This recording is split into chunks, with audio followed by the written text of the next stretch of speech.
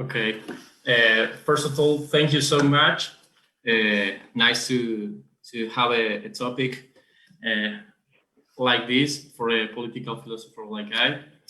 I want to thank especially to my great friend and philosopher Lucas Misery, and also for Jakub and Matthews and all the guys that are making this possible. I'm actually here in Girona, in Catalonia, Spain, working in a post-PhD about republicanism. So that's one of the main reasons that I get this title, Republicanism in the New Star Wars Trilogy, Conservative and Emancipatory in Recent Pop Culture. So after my greetings, I'm gonna to project some slides of this PowerPoint that it's basically made from the plot of the 3 new movies, episodes 7, 8, or 9, and also has political philosophy content. So it's going to be for sometimes interesting and for sometimes boring, I guess, but I expect no. So let's go. Let's go to the main plot. In the abstract that I give you, I established some questions, some main questions, like, for example, what kind of philosophical politics institutions lies beneath the new Star Wars Disney motion picture saga? There could be a more profound political message under these theatrical representations. That's going to be the main question. I'm going to briefly analyze the plot of the 3 movies, or some extract of it, and connect it with some intuitions or philosophical intuitions rounding about feminism, racism, and republicanism. All those 3 isms. I also expect that in this particular moment that we are living, this worrying moment, and not only about health, but about politics, it settles, I don't know, at least a humble, but a very good message. I think the worst virus nowadays is domination. So frequently when we think about science fiction movies and political philosophy, we know that there's a special bond between them. Independently of the main picture or the theory we are analyzing, could be, I think, at least 3 perspectives: the context perspective, the script perspective, and the character perspective. The context perspective. First, the ideas of a far galaxy, new planet, futuristic civilization give us the perfect frame to explore some interesting analogies and metaphors. This could be named the context perspective. Second, the main topic of many science fiction movies reveals a complex and vivid political conflict that at first sight doesn't perfectly match with our actual societies. This could be considered as the script perspective. Third, we can consider some explicit or implicit role assumed by every character. This could be named the character perspective. So in this particular essay or article, I'm going to take or pay more attention on the script perspective without forgetting the other 2. What about the main hypothesis in this presentation? I think there could be 3 main hypotheses, and they all run about the topic of republicanism. First of all, hypothesis A is described as a complex emancipatory political perspective, republicanism in this field, rather than a square political form guided by the standard of anarchy. B, it's led by feminist and Black characters that prove their bravery, but also their intelligence, displacing partially, I think it's quite partially, but at least, the traditional white male roles. And C transcends, or at least it intends to, the participatory Republican distinction between virtues and vices, and justify political actions in a more complex principle known in philosophy as reciprocity. Well, connecting directly with the plot of this movie, I'm going to sum up some ideas and phrases that I think they catch up the spirit of the movies and link with these themes. I insist, republicanism, feminism, and racism. Okay, first of all, we have Kylo Ren, that is the sinister First Order leader, but also is a son, is playing the role of son. Leia Organa and Han Solo's son. And his actual name was Ben Solo, right? Leia Organa is not only his mother. He's playing a very important role. He's the leader of the resistance. And differing from episode 1 to 3, we can say that the Republic constitutes here in episodes 7, 8, and 9 a social movement supported by decent settlements, not being an actual political regime. I think that's quite a thing, and it's kind of a constantly processed and complex process that came across the episode 3 to 9. So the Republican rebels are smaller in number and military capacity, and they're imperial forces. One of the imperial forces, one stormtrooper, FN 2187, rebels against the imperial forces. He says that he was captured during his childhood, kidnapped him, and trained to be part of the imperial army. So this rebel has two peculiarities in the episode 7. He's black and has a certain sensitivity to the force. I'm going to talk in the conclusions about this, which awakens in his birth battle as a strong will to preserve life. While in the desert of Jakku, a woman called Rey struggles to survive and discovers with herself a great force that she thought she had. She was abandoned by her family since she was a child also. And she writes, this is quite important, she writes on the wall with chalk the days as she were reckless in a prison. She wants to leave. Her freedom is completely reduced, given the domination that certain incredible challenging economic and social circumstances exert over her life. There is the pilot also, Poe Dameron, that is looking for Luke Skywalker, and when he confronts with FN 2187, he asks him, what's her name? So it's an identity question. This guy is going to say, I'm Finn, right? It's like the acronyms of FN. So a new identity is born right here. Suddenly, the last settlements, I connect with the last chapter. Remember that the Republic now is some fragmentary settlements. It's a social movement, not an actual political regime. Expressly declared as part of the resistance, are destroyed. So, in this chapter, the idea of a republic completely overlaps with the idea of a rebel movement, right? That's an idea that gets us thinking from episode 3 to 7. Later, political leader Maz Kanata, a female leader, as Leia Organa is, offers temporary asylum to the rebels. In their facilities, Rey is suddenly drawn to a room where Luke Skywalker's lightsaber is kept. He touches, and some traumatic memories come to her. And Maz Kanata says a quite interesting phrase, saying, the belonging you are looking for is not in the past, but is in the future. So this could be connected with also a logic of a social movement, right?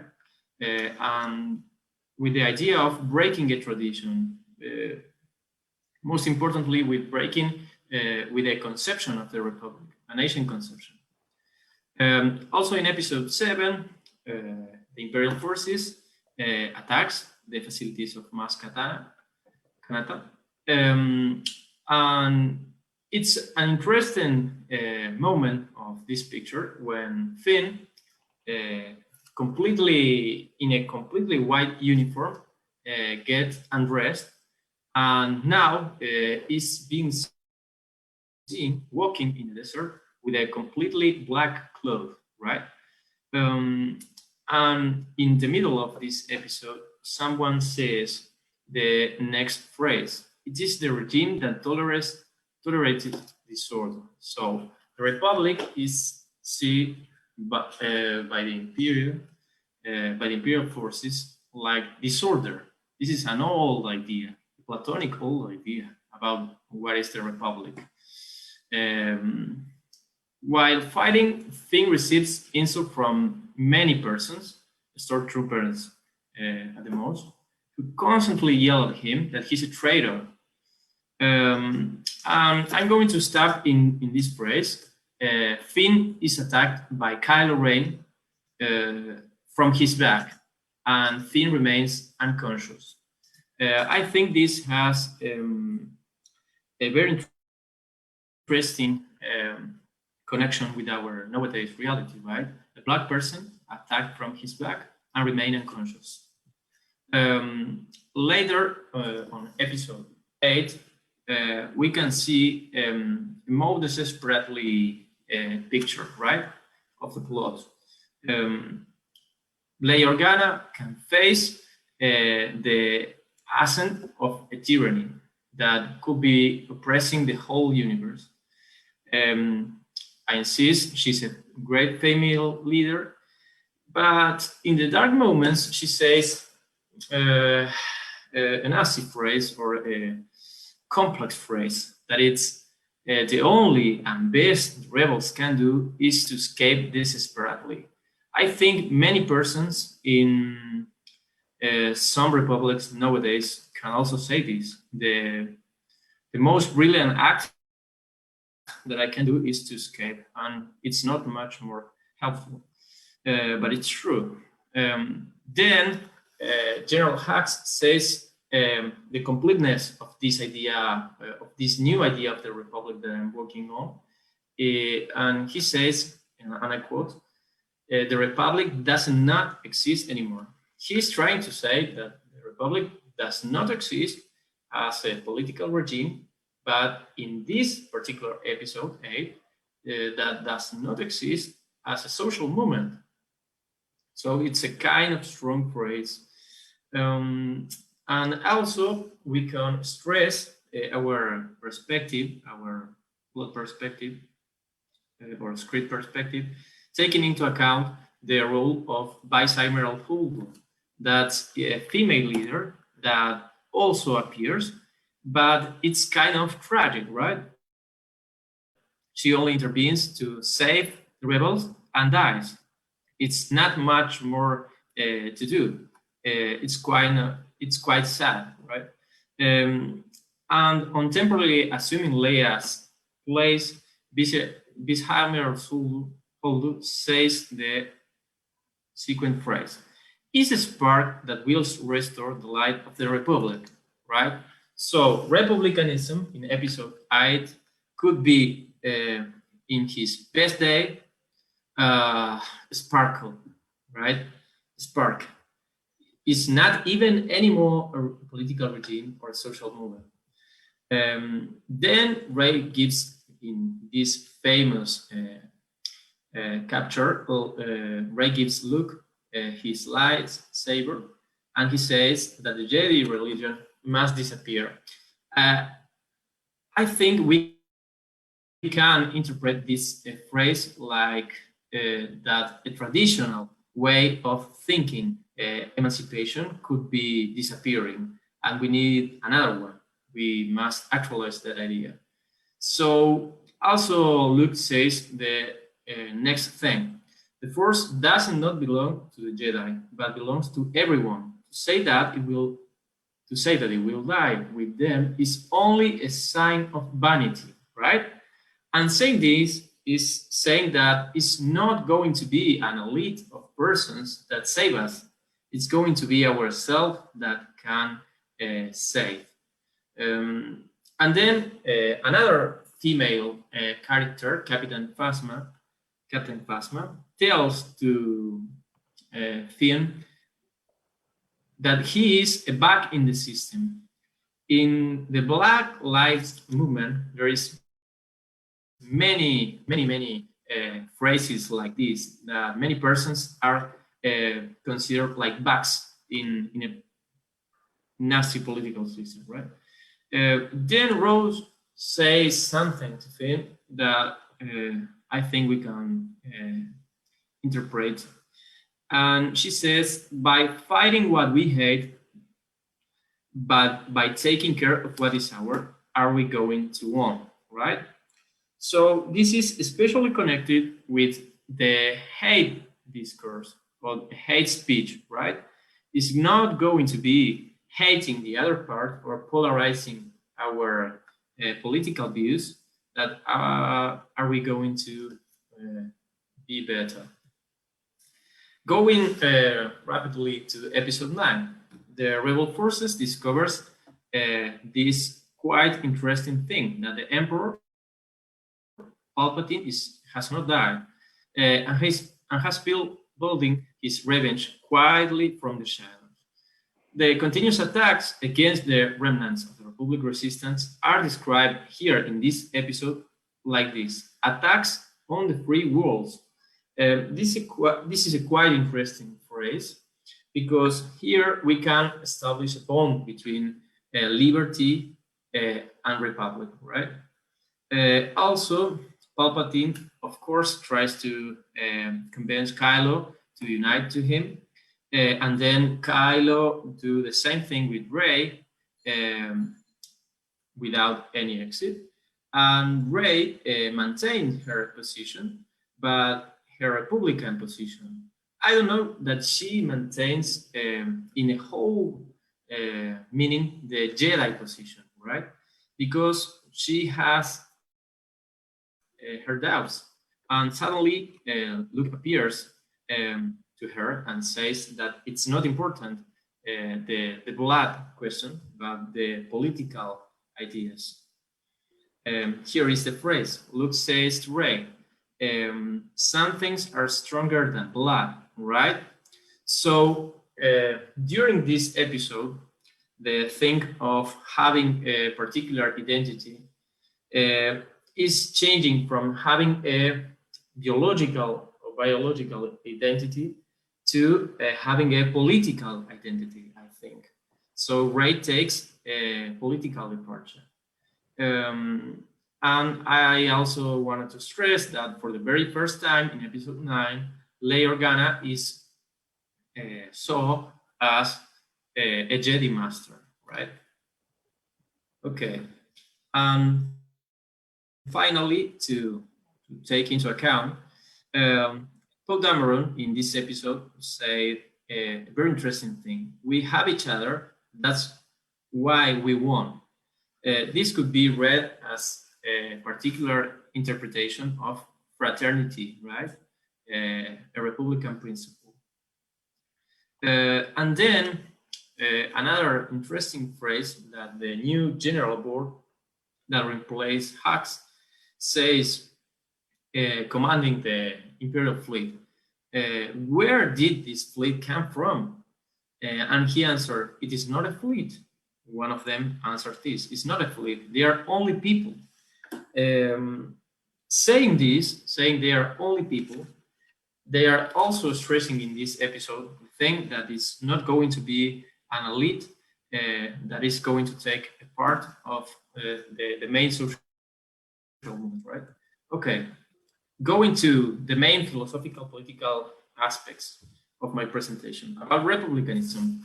From about 10 years to now, I've been defending a particular perspective into the republicanism realm that it's called reflexive republicanism.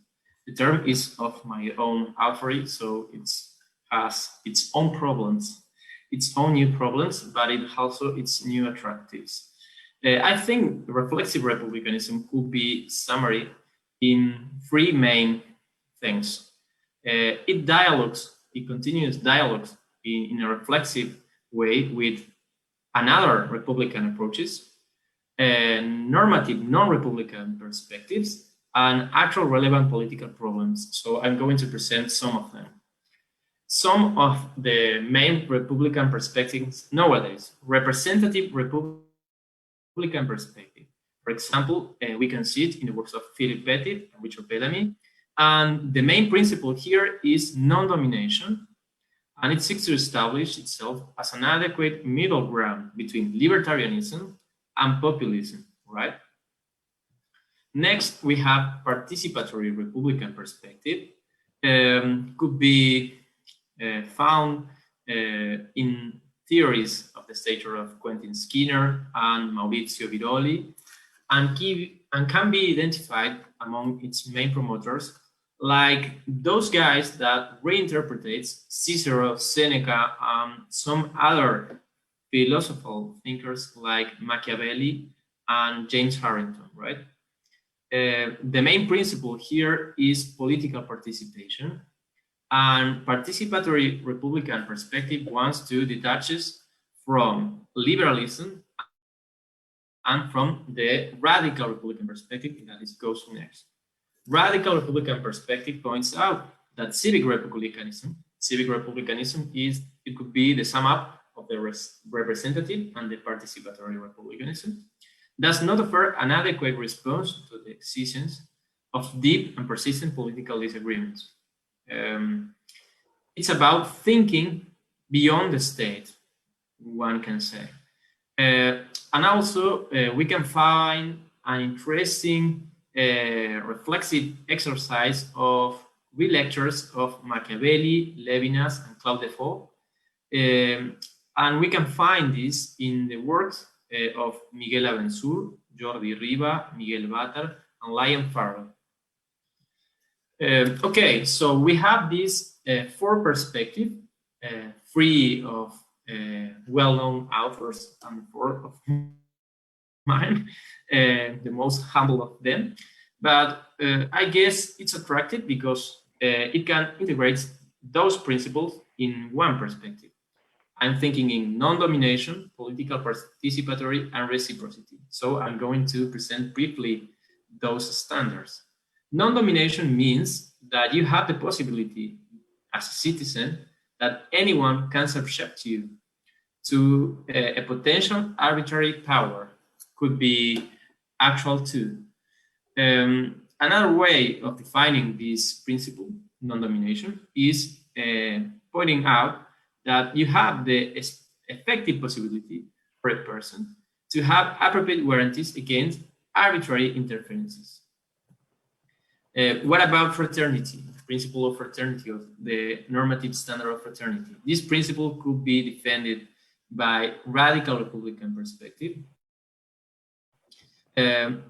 We have thinkers like I said, Miguel Abensur, that says that fraternity could be thought as the political nexus, whether in the manner of union or division, institutes living together, a singular mode of coexistence, and even a concert action performed under the sign of freedom. Then we have An-arché or anarchy, right? And this is a standard that fits well with the plot of the episodes VII, VIII, and IX, or I think so. An-arché established that republicanism could be in a savage or an insurgent way or perspective. A way of defining An-arché, of the standard of An-arché, could be the one that Miguel Abensur takes when he points out that there is no ultimate, an ideal normative assumption about why we have to be in a republican democracy. This demarcates the idea of lack of principle as an order to follow in order to whoever wants to fight against domination. And then, lastly, in these standards presentations, we have reciprocity, the more complex of them. And I take it from a very particular perspective, that it's the liberal democracy, well presented by Amy Goodman and Dennis Thompson. And they say that reciprocity could be think as a type of mutualism that must mediate between citizens and representatives in government, connected with public affairs, of course. It implies the ability to seek just and legitimate terms of social cooperation between citizens. And it's a standard of political validity. So you can say that a norm, an institution, or any political or particular measure could be illegitimate or legitimate, founding or departing from the reciprocity principle. Its content, its substantive content, different to the other principles of fraternity, An-arché, and non-domination, it's constantly, in each specific case, debatable. So it's very attractive. Now the main intuitions connected with racism, right? So I said in the very beginning of this presentation that I was going to talk about republicanism, racism, and feminism. I think the most interesting way to connect or think racism nowadays is post-structural and decolonial perspectives. I'm thinking more precisely in French post-structuralism, like Foucault, Rancière, Derrida, among others, and American decolonialists, like Mignolo, Maldonado Torres, and Javier Guerra. Our reflexive Republican perspective, or my reflexive Republican perspective, makes place for this kind of perspective, right? This is one interesting thing to say or stress. The other perspective, representative, participatory, and radical Republican perspective, does not make a place for them. And okay, what are the post-structuralists and the colonialists says? Okay, that modern or modernity, it's a very interesting idea, but it's not a very great idea or a powerful transforming idea as they teach us in our scholars' works, right? Jacques Derrida, for example, or Walter Mignolo says that we must be warned about this perspective. Because of what? Because of coloniality and coloniality of power. Coloniality refers to the actual persistence of colonial power structures, right? So we see in Finn and Ray lives, mostly in their childhood lives, a very, very clear presence of colonial power structures, right? And then worst is coloniality of power. Here, the Peruvian sociologist Aníbal Quijano says that this syntagma consists on a particular distribution of social identities and power, I must add, departing from the idea of race, yeah? So this is the thing right here. Then, connected with feminism, right?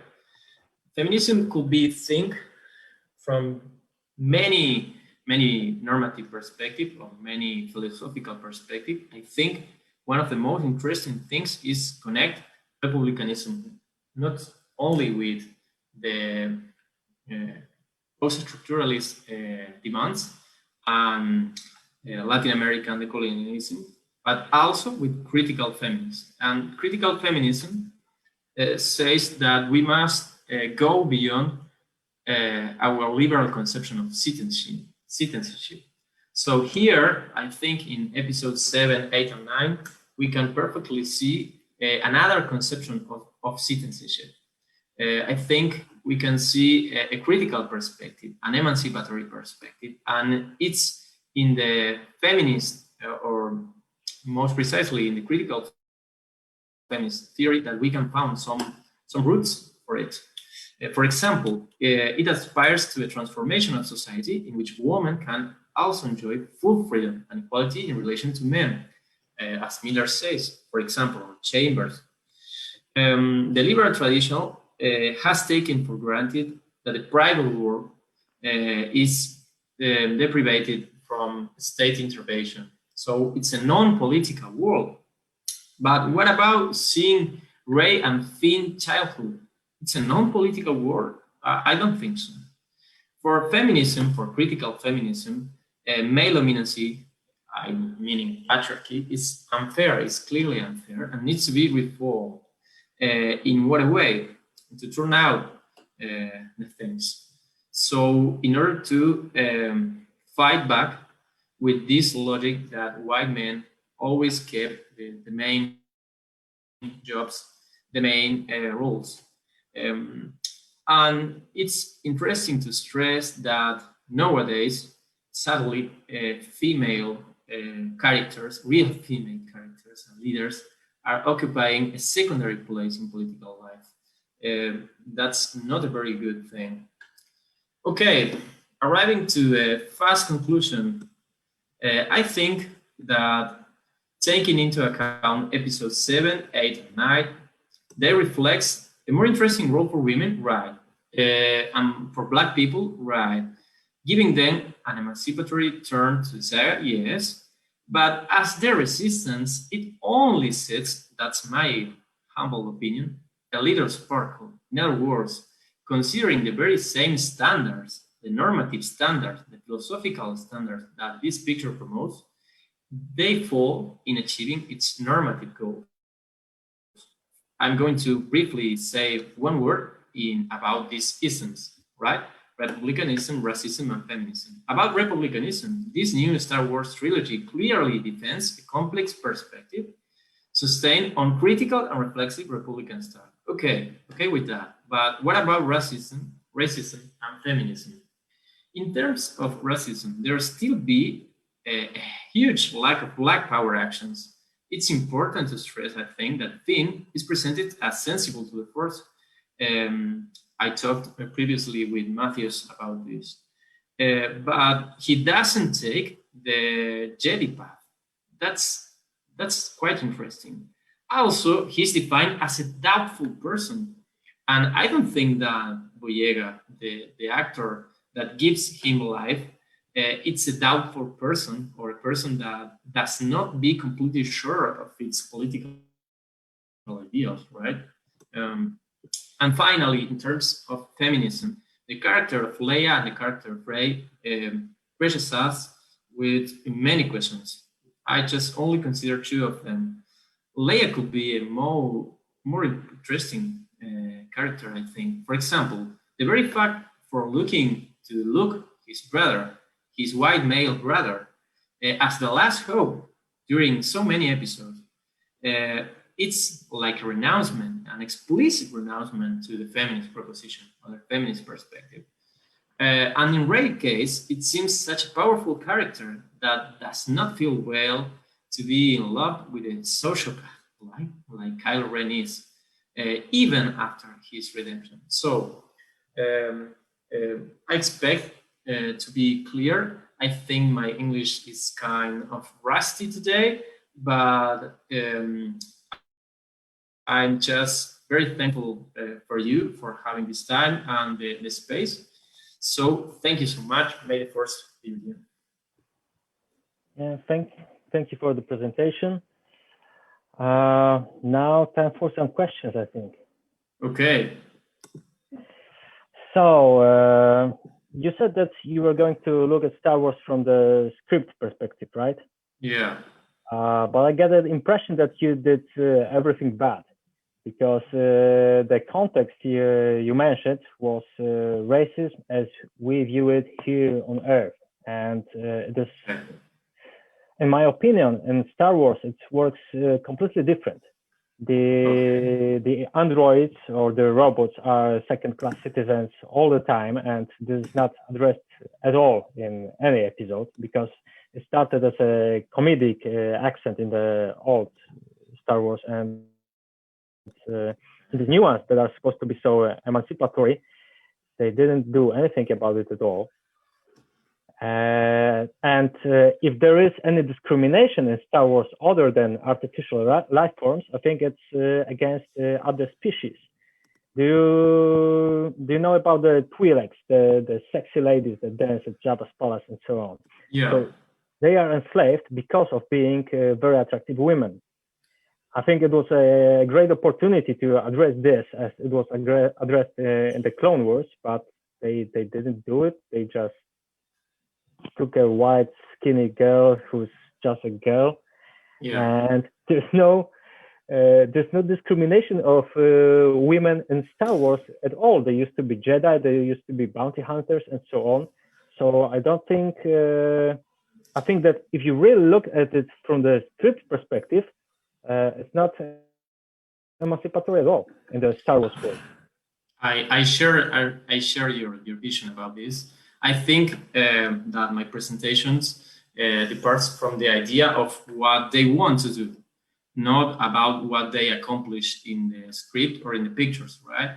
There is a very interesting YouTube video, but it's in Spanish, made by a colleague of mine that analyzes very specific the psychological roles that they take in these pictures.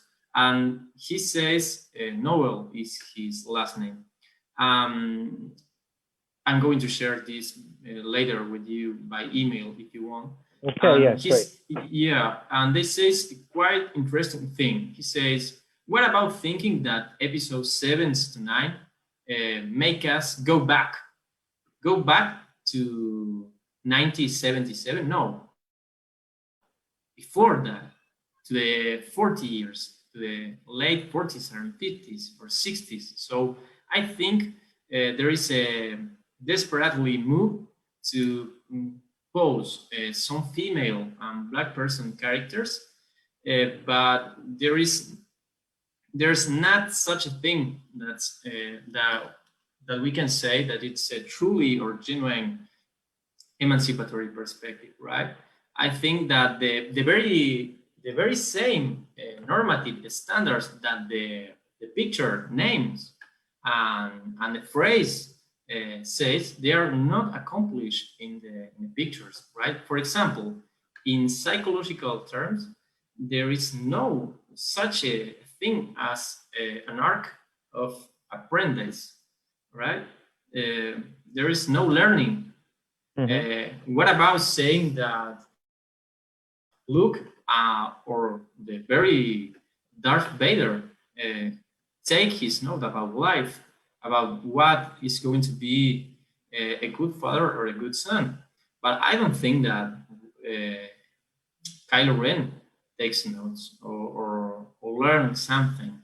They are just fragmented gestures, like a kiss, a hug, I don't know, a dream or a vision, but there is no such a thing as a process. I think the very same problem that we can establish in more specific Star Wars fans, like the script is not well, is anything but well, affects the very same normative principles that the film wants to establish. So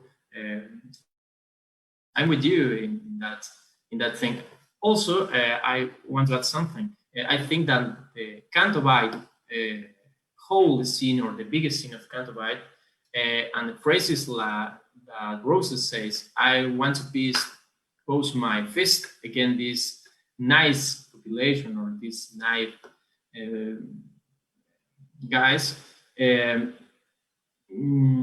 Later we see some kind of bots and randomly animal running there in a wild jungle, and we don't see an emancipatory perspective, right, of fighting back against those elites that were the elites that allows to the imperial forces to exist.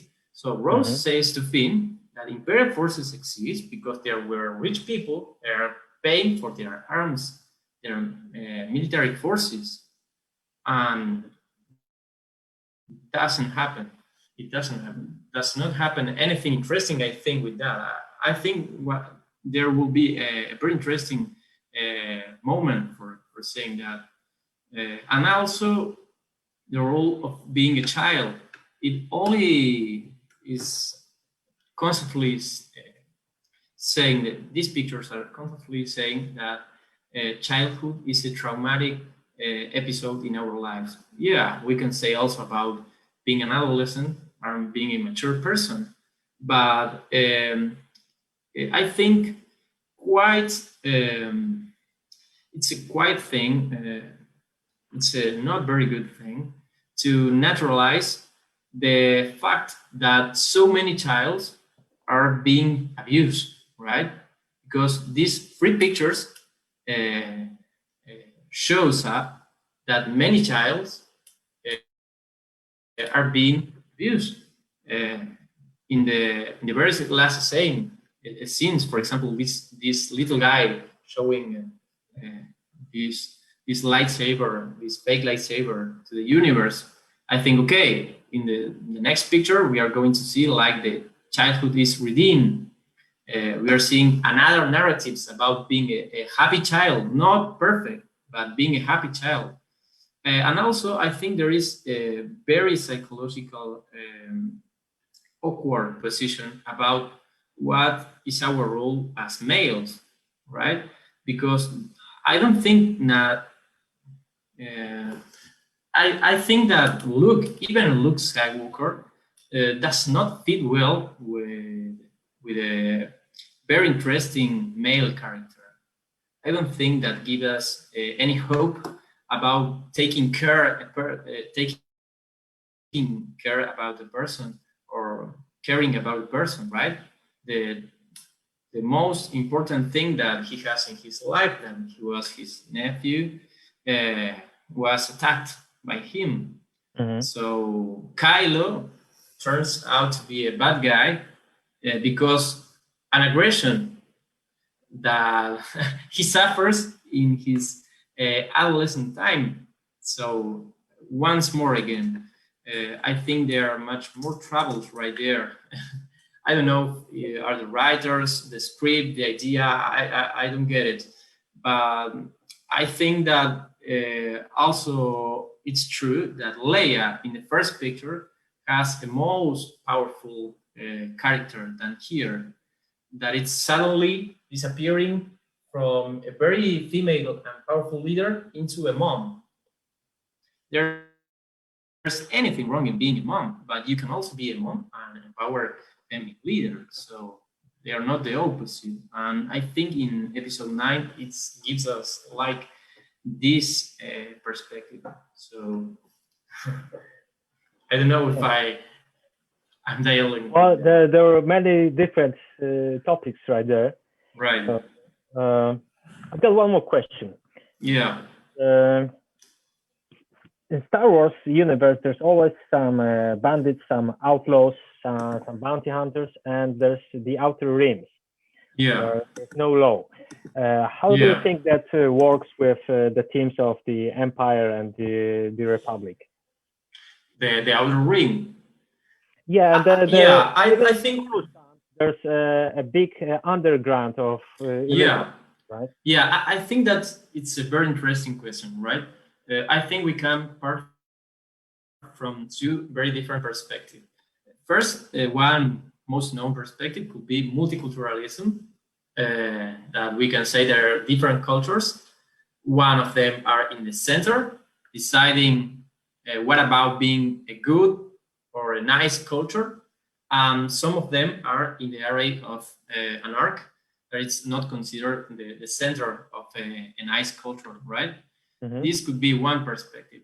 But I think it's quite more interesting taking into account, for example, Jacques Rancière's lessons, this French philosopher that says that nowadays, after the 80s, we are going to a center political perspective, right?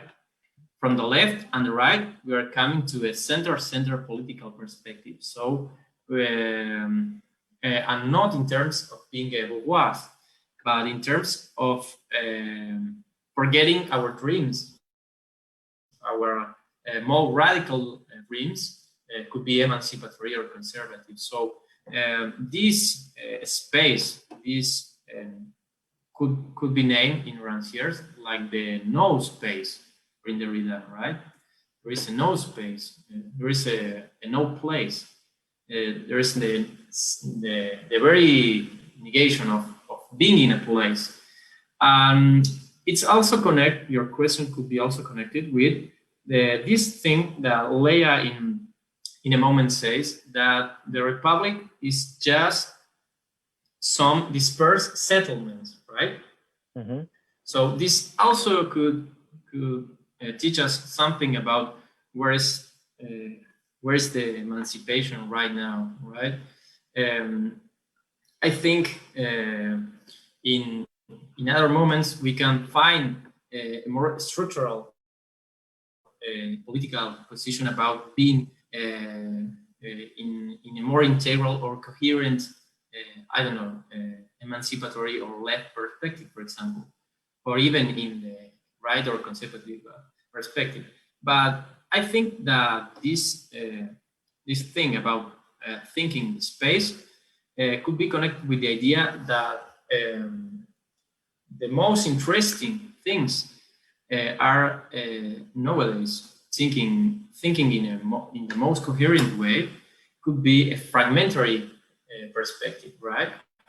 And I think that these precise movements, these precise social movements, and their specific empirical characters that I'm fighting back against domination could be connected by an arc. I think myself that playing the role of apprentice of political philosopher and writing about reflexive republicanism, it's a kind of way to a very, very humble contribution to attach dots points, right? Feminism, racism. So they are like fragmentary perspectives or fights. And I think that they are quite in the no place, right? Because the very idea of the state is being too strong today. Nowadays, in the very middle of this aggressive virus, we are living a reestablishment of the state power, right? And we were fighting from the 60s to nowadays to give the state another rule, yeah? And not to say to it, yeah, Mr. States, solve all my problems. No, that's not the idea. So I think that these social movements, particularly connected with feminism or racism, are making a very good effort to continue in this line, to capture some people, some persons that are completely marginalized. So this whole idea or analogy of being in the old realms, right? It's not a coincidence. It's a very explicit fact about what is the political, what is politics, right? And I think that many thinkers, many interesting thinkers are right that we are assisting to a center debate, and we are forgetting there are more possibilities to think. And finally, I could also add one thing, that republicanism in this picture is the only very positive thing, but not explicit thing, is that in this new trilogy, I think that episode 7, 8, and 9, republicanism is much more connected with democracy. And this was a very interesting exploration that George Lucas played in the very first episode, right? When he sets out these balconies and all that, and allows to people to confront themselves, to discuss, but not being apart, and not polarizing the discussion, right? So I don't know. This could be a positive idea, but it doesn't came so explicit in any way. These motion pictures says that democracy is the ideal regulative, right? Okay, I think another thing's coming up. So one final question: was the Last Jedi good or bad? The Last Jedi, good or bad? The bad. Bad? Yeah.